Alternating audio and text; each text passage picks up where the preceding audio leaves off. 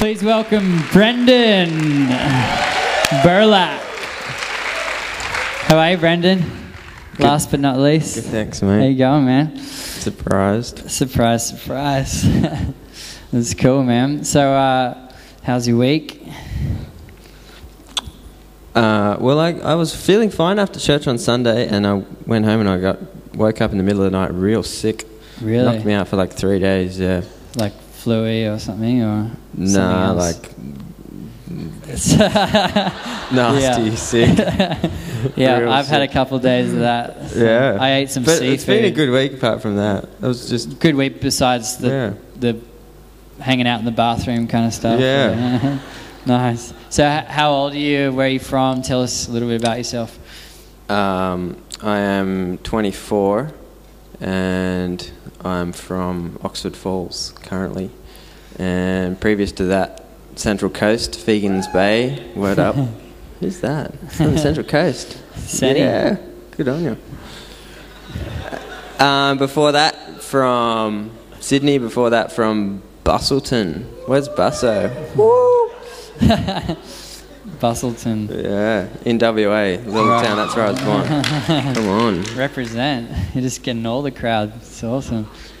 And so you're living across the road, basically, right? Yeah. Yeah, cool. And what do you do for a career? What do you do for a job?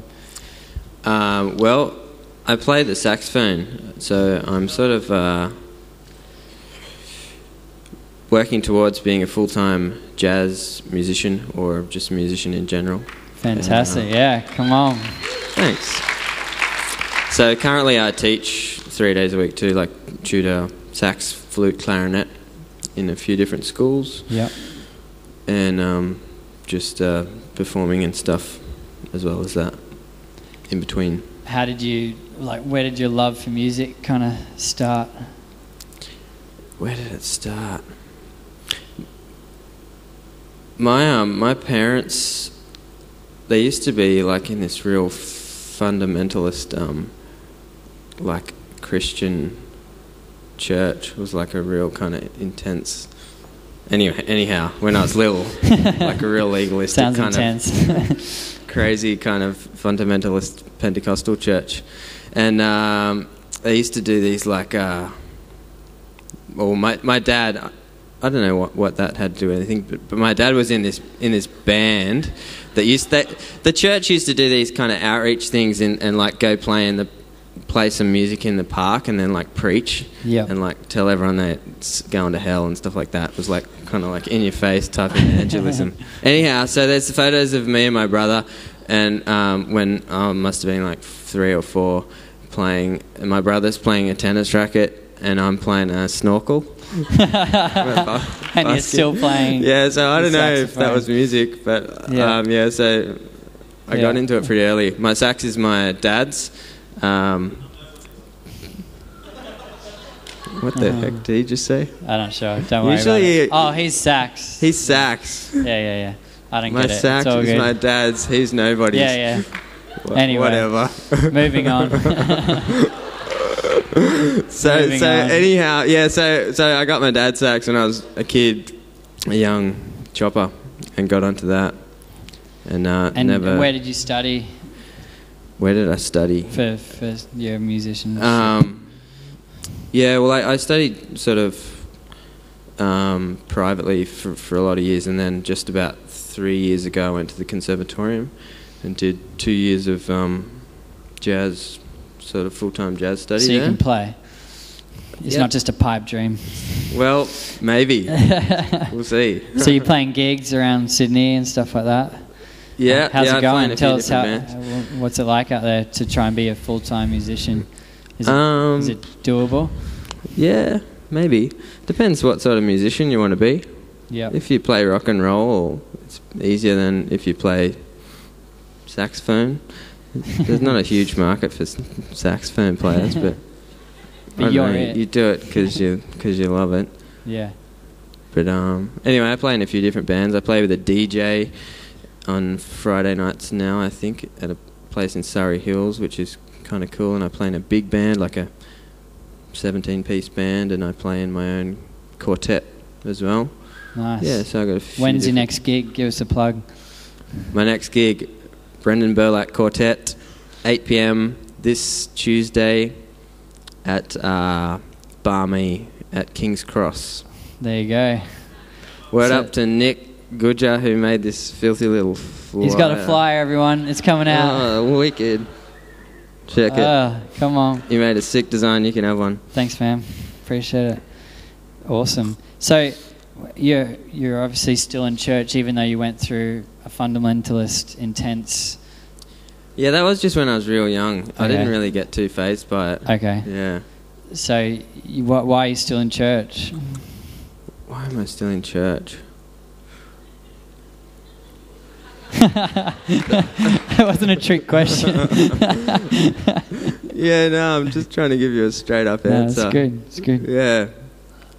No, because I really believe, like, you once you kind of, once you really believe and kind of meet God, it's like, where else can you go? Like, I mean, you can still believe in God, but it's like, you can't sort of just pretend. Like, you'd have to work really hard to pretend that you don't believe in God and that you don't kind of know the story.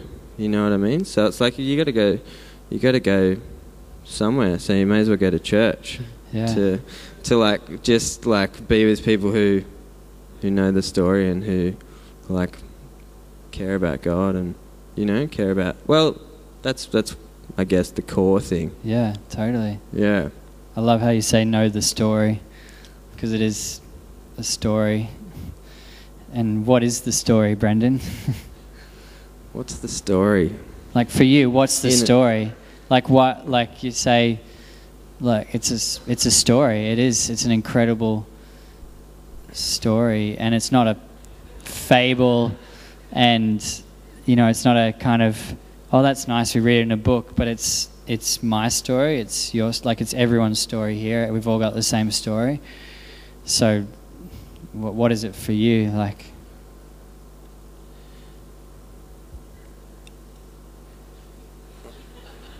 stumped him. I'll take a shot. I'm not exactly sure what sort of line you want me to. Just go whatever line, man. Just take well, one. I guess.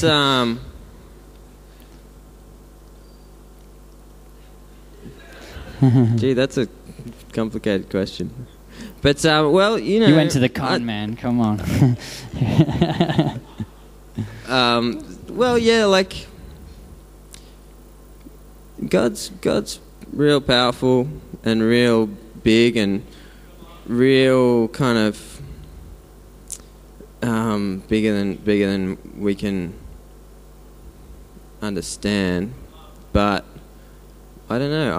I've just kind of had these personal experiences of just being so kind of relieved to discover God in a moment, like in different moments, but like in like really kind of stressed out or just in moments of joy and just different kind of things.